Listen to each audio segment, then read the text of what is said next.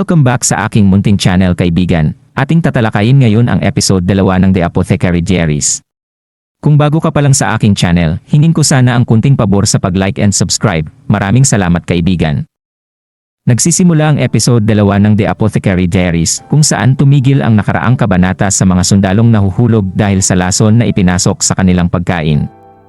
Isang lalaking nagngangalang Gaoshun ang nagpaalam kay Jinshi tungkol sa bagay na ito at sinabing ang pinuno ng nayon ay nasa kustodiya dahil sa posibleng pagtulong sa mga barbaro. Tinatalakay nila ang kasalukuyang relasyon ni Gyokuyo at Mao Mao. Kinukumpirma ni Jinshi na may 4 na babaeng katulong si Gyokuyo na nagtatrabaho para sa kanya habang si Lihua ay may mahigit 10. Bagamat ginagawa nitong mas mababa ang Gyokuyo kaysa kay Lihua, sinasabi nila kung paano mas matalino at maingat si Gyokuyo. Sinabi ni Jinshi kay Gaoshun na babantayan niya si Mao Mao para pigilan siya sa paggamit ng kanyang kaalaman sa apothecary para sa mga hindi magandang layunin.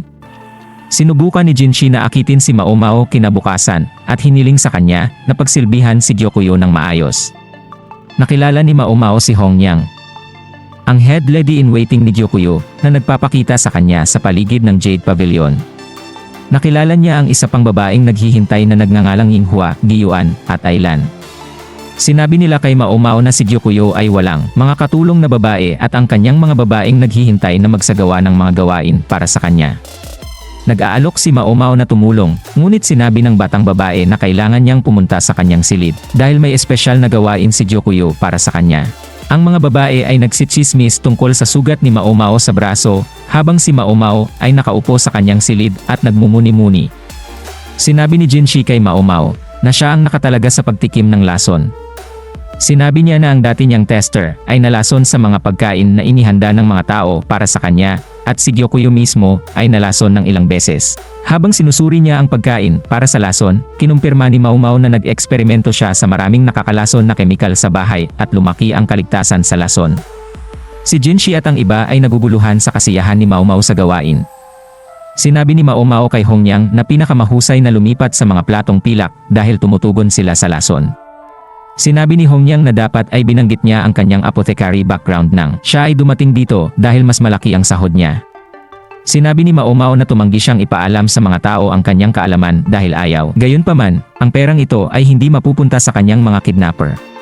Sinusuri namin si Mao Mao na gumaganap ng higit pang mga tungkulin sa pagsubok ng lason at nagsimula siyang magsawa sa lahat ng ito. Inatasan ni Jinshi si Mao Mao na subukan ang ilang mga buwan na natanggap niya mula sa isang tao at sinabi ni Mao Mao na ligtas ang mga ito.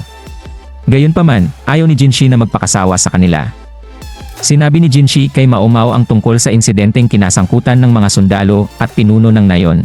Tinanong siya ni Mao Mao kung saan sila kumain at kung anong mga kagamitan ang kanilang ginamit. Ipinakita niya sa kanya ang isang teorya tungkol sa kahoy na panggatong na ginamit ng mga sundalo sa kanilang kapistahan at sinabing maaaring may lason ito. Tinanong ni Jinshi si Mao Mao kung maaari siyang gumawa ng aphrodisiac. At nasasabik si Mao Mao sa gawain at sinabing kaya niya ito. Aalis si Mao Mao kinabukasan para bisitahin ang doktor ng palasyo at si Gaoshun, katulong ni Jinshi. Dinala niya siya sa isang silid kung saan maaari niyang gawin ang aphrodisiac. Habang sinusubukan niyang gawin ito, napansin niyang binigyan siya ng mga ito ng mas kaunting kakao kaysa sa inaasahan. Sila ang nagbibigay sa kanya ng mas maraming sangkap at si Mao Mao ang kumukumpleto ng ulam.